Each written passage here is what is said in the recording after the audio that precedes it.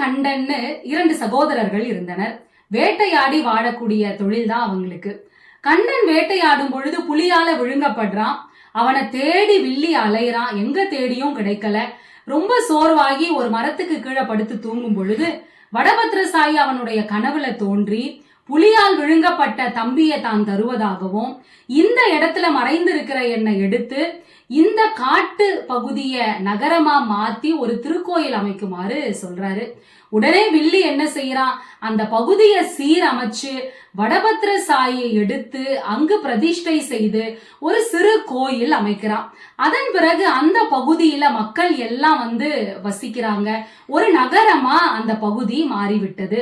புத்தூர் அப்படின்னா புதிய ஊர் அப்படின்னு பொருள். வில்லியால் அமைக்கப்பட்ட புதிய ஊராக இருந்ததால் வில்லிபுத்தூர் என்று அந்த இடத்திற்கு பெயர் வந்தது.